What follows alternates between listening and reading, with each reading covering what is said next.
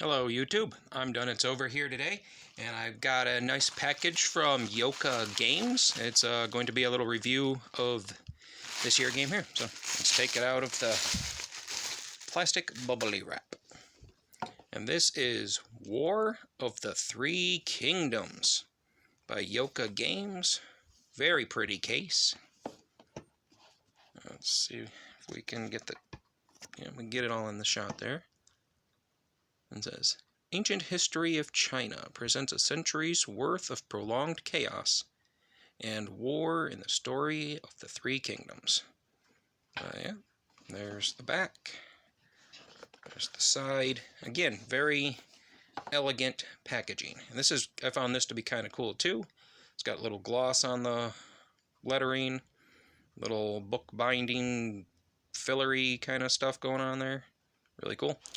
Alright, so we pull the case off.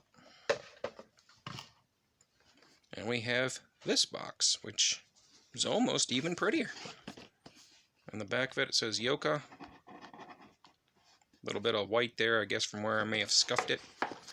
And then you open the box up like you would any other box type thing. Got the instruction sheets. Alright, so I got to be going over the rules, and I guess that's upside down. It's a paper sheet. So you have all of the rules and such.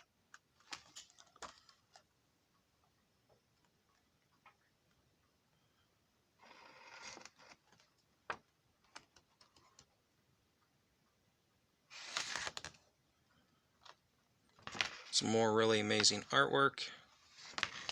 I believe it's double-sided as well, so let's flip it around.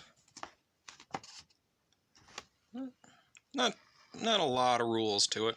This is a 4 to 12 player game, so a party style game, all in one deck. Basically, you're dealt generals. You select which general you want. You're dealt a role card, and then you have to play that role throughout the course of the game. And then you have a common deck of cards that all players draw from, and that would be what these cards here are. You'll notice they are a little bit of the poker style as well. So they could potentially be used as poker decks if you wanted them to be. So we'll open these things up and see what these cards are real quick. I will be doing a gameplay video as well. It's just a matter of when we can get the time to sit down, all four of us, and play a game. Alright, so we will take care of that.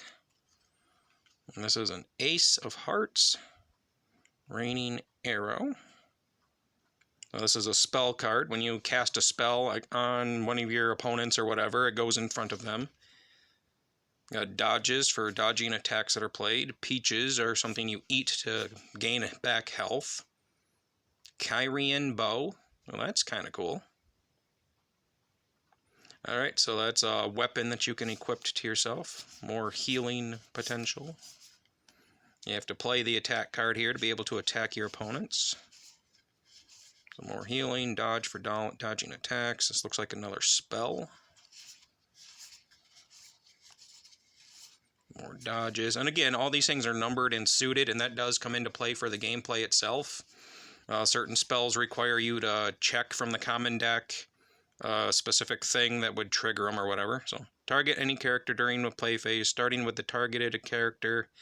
You and the target will take turns to play attack cards. The first character that fails to produce attack will result in 1 point of damage. So that's cool.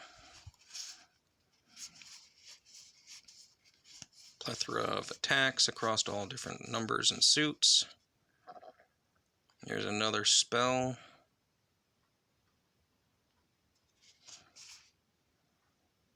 Manipulated attack. And equipment, armor. So you can equip weapons, and then you can equip armors and such. You'll also see here we have horses that are equipment. They allow you to modify your range to any given player.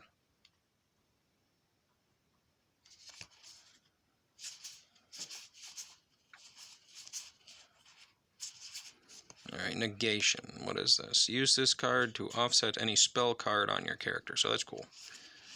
That may come in very handy. Alright, so that is one pack of the poker style cards. Open up the other pack here.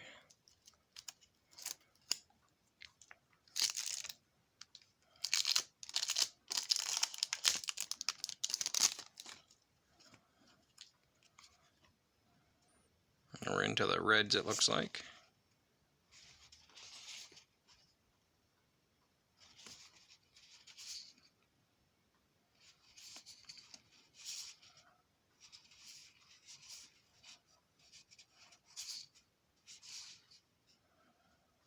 Yellow flash horsey.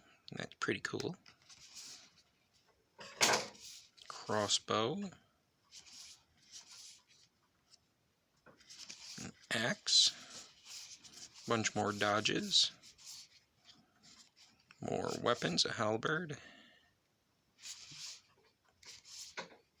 More armor.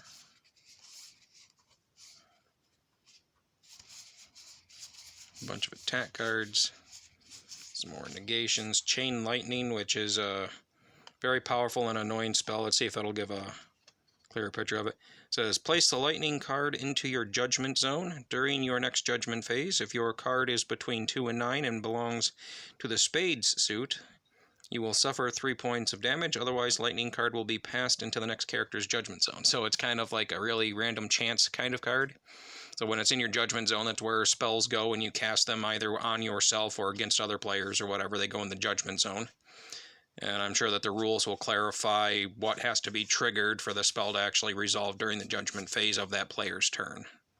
We can get more weapons, more spells, and a few attacks. Serpent Spear, really cool. Another armor, sword, and a red lightning. So yeah, it looks like there's 2 lightnings out of the common deck, so that's pretty cool. And now for the meat and potatoes of the game, these would be the generals that you actually play the game as. And there are supposed to be quite a few of them, so we will open the pack up, show off the generals. All right, and these are the health markers. So in this game, every general has their own starting health, which we'll take a health marker here and see how it's got 3 on one side, 4 on another side. Some generals start with 3 health, as denoted by the numbers that would be here.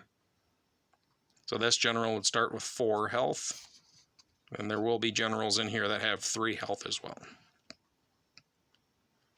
Alright, so we are on to the shoe generals, which would be the red ones.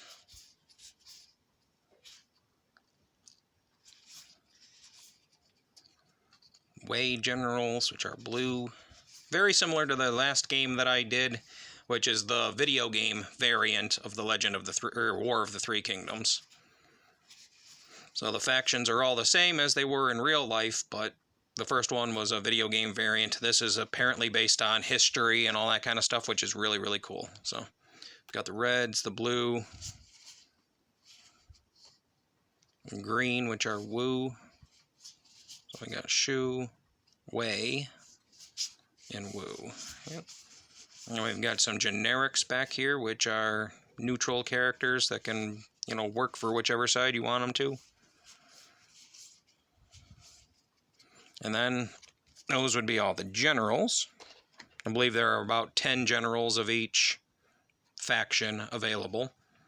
And then we have the Lord, Spy, Loyalists, Rebels, and then health tracking cards for that many players.